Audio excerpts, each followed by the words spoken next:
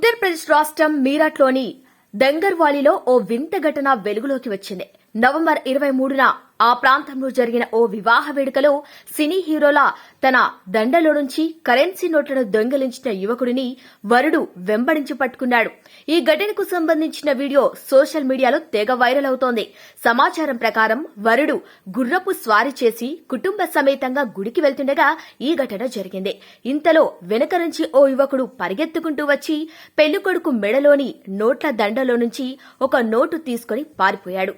దీంతో షాక్ అయిన వరుడు వెంటనే పెళ్లి వేడుకను వదిలి పారిపోతున్న యువకుడిని వెంటాడాడు. సినీ ఫక్కీలో చేశాడు.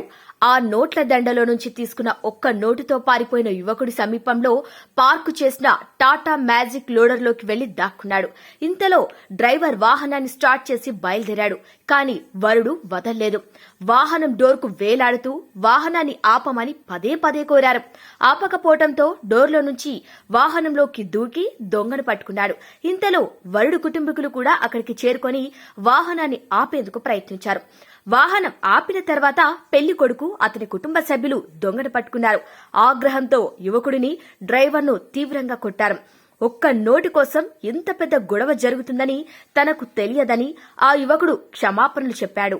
ఆ తర్వాత వరుడి కుటుంబీకులు అతన్ని క్షమించి వదిలేశారు.